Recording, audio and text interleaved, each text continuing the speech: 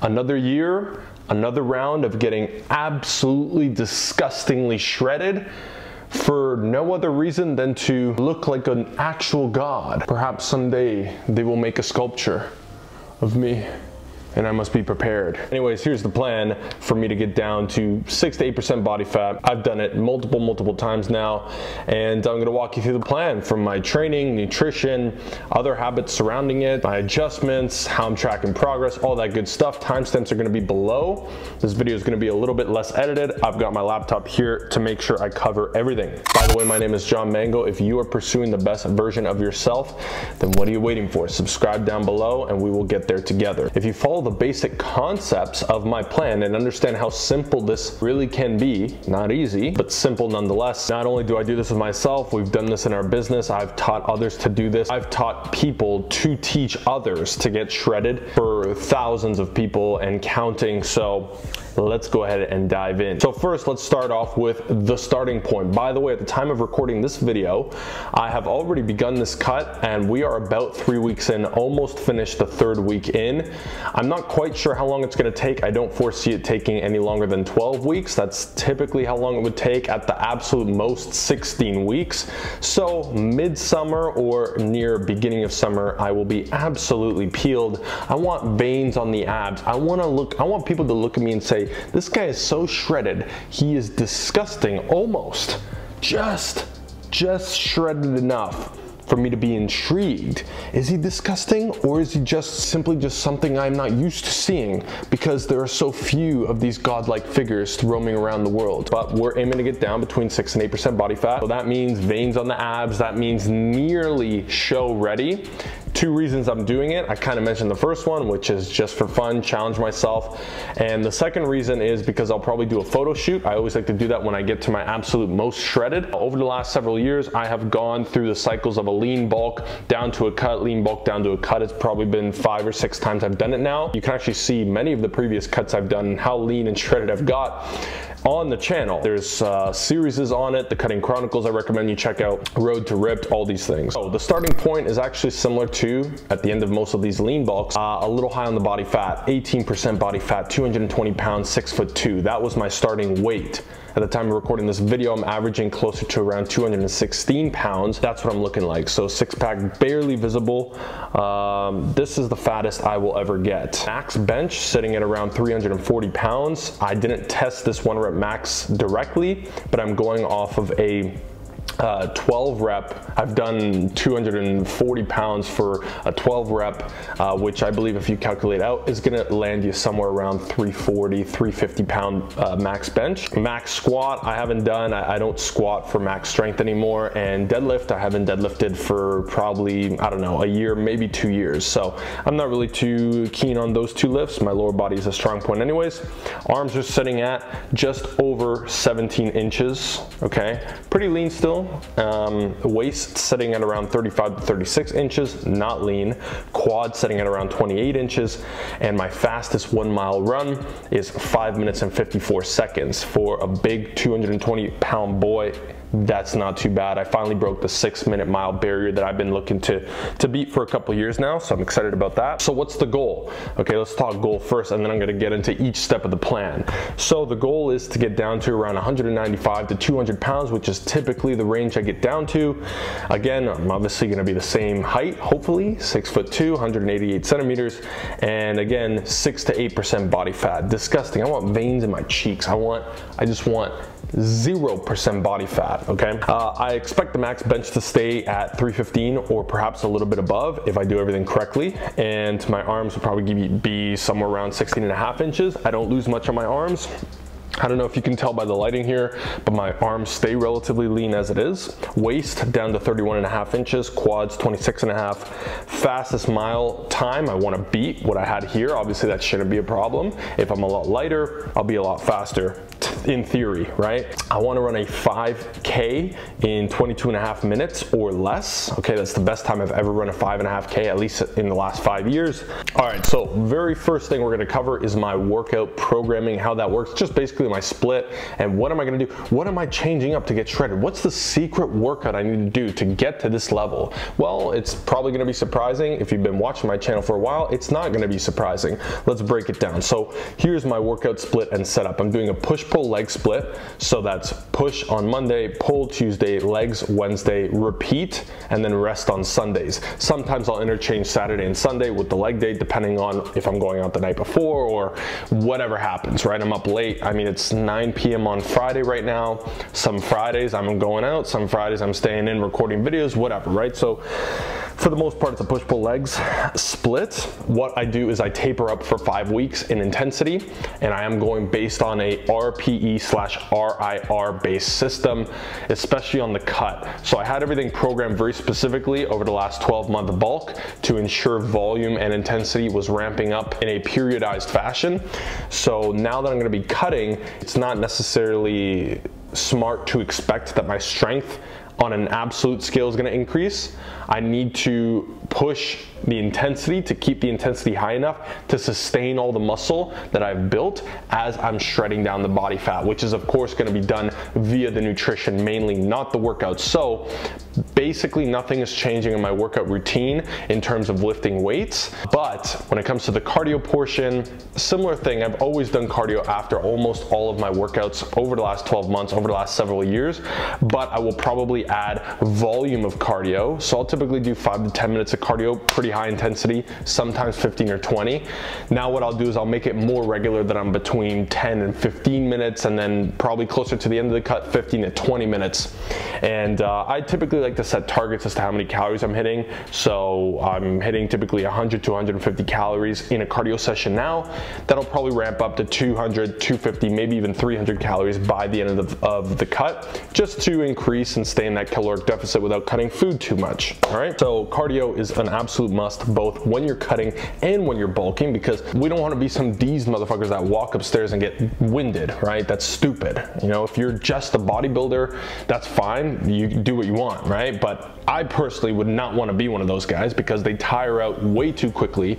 Their hearts, it's hilarious. It's just an illusion of appearing healthy.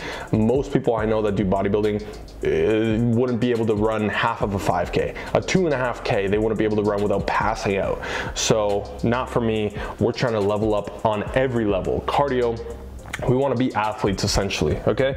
At least that's my goal, right? And you know, if you want to be the best version of yourself, it's probably best to look at it that way. If you think about it, if you have muscle mass and strength and your cardio is shit, are you the best version of yourself? No, you are not healthy. You're weak. If you get in a fight, if you get into a situation where cardio is important, which is more situations than strength and muscle, more than likely, then you've kind of set yourself up to be screwed in that situation. So cardio protocols is I'm going to be running specifically probably 2 to 3 times a week, as that's been my schedule up until now. It's been more closer to two times, might bring it up to 3 times, and I'm sticking with 100 to 150 calories to start, like I said, on the machines, on the Stairmaster when I'm doing that, and then I'm going to ramp it up by 50 calories every few weeks just to sustain the deficit. Okay, cool. We actually just signed a new client I'm seeing here. That's awesome. See, I'm making videos, I'm closing deals, we're making money, we're changing lives, we're leveling up, we're getting shredded. I mean, this is the life right here. This is the dream. Anyways, let's get back to it. So that's my workout stuff. Instead of progressing, I'm still tracking all my workouts, 6 days a week of weights and 5 to 6 days a week of cardio. All right. Now, next we're going to get into the nutrition. So the nutrition to get diced. Let's start with the calories and macros. I just posted a video recently. Obviously that was basically the end of my bulk. I was at 4,000 plus calories for the day to maintain just above 220 pounds. Now, I'll be honest, I got sick of it. It sucks eating that much food. And I was working out about 2 hours a day at the time. So this is a change on the workout side. I'll backtrack a little bit. My workouts are cutting down to about an hour of weights at the absolute max, 45 minutes to an hour of weights. So very quick, high intensity, but less volume in general. It's not going to negatively impact my muscle gains because I was actually probably doing more volume than required before, but I had the energy to fuel it. So I said, screw it, let's see how much muscle I can build. But now I'm gonna taper back the volume a little bit because if not, I won't recover as well since I'll be in a deficit. And what I'm gonna be doing is essentially bringing my weights back to 45 minutes to an hour. So a lot more high intensity, a little bit lower rest times, but I need to do that simply for the business and for the amount of work that I am currently ramping up to be doing. I need extra time, so I'm spending less time at the gym.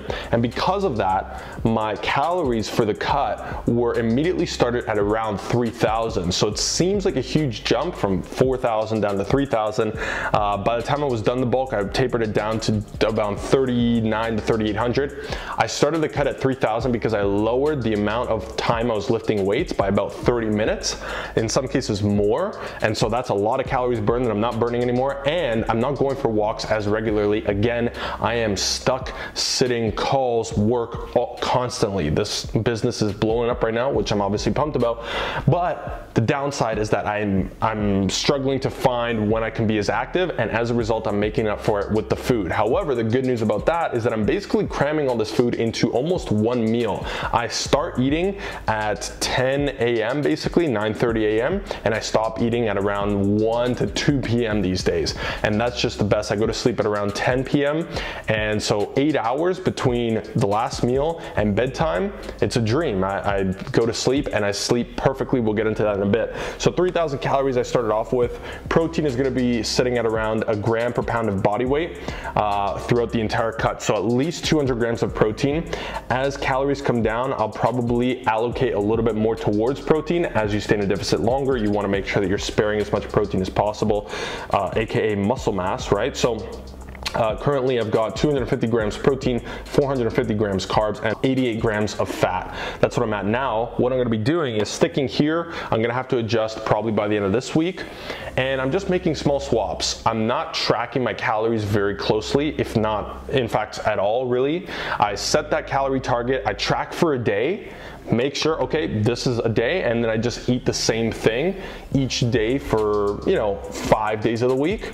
5.5 days of the week, and then the other 1.5 days I basically eat whatever I want. Since I have the intuition built up, I can fit things in without blowing up my diet, no problem. So that's kind of how I'm going about the diet. Monday to essentially Saturday afternoon, I'm eating roughly regimented. There might be a meal or two that's different, but roughly the same thing all the way through that, so I don't really have to track calories. And then when I make an adjustment to cut my calories down, I'm gonna go into my meal prep and simply prep smaller portions, or I'm just gonna take what the meals already are and break it down into smaller portions. So how I'm doing my adjustments is essentially going to lead into the next part. So I know the nutrition's kind of vague. I'm not gonna break down what I'm eating on a day-to-day basis because I'll just bring vlogs to you showing exactly what a full day of shredding looks like.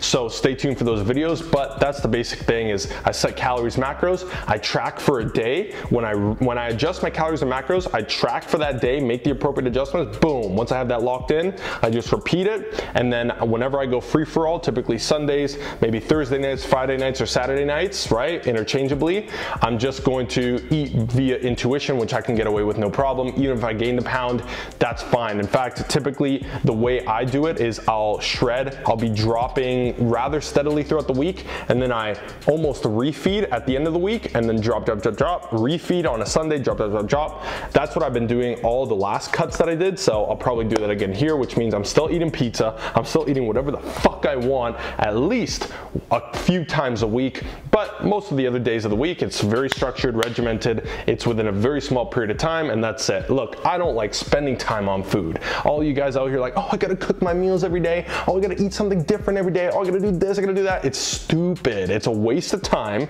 I don't have time to waste. I don't cook food on a day-to-day basis. I love things like eggs and egg whites. I do not eat them because I'm not gonna cook every morning. I don't have the time for that shit. Time is too valuable to be sitting around cooking every single day, and especially if you're cooking something different, waste of time. Food is fuel, use it as such.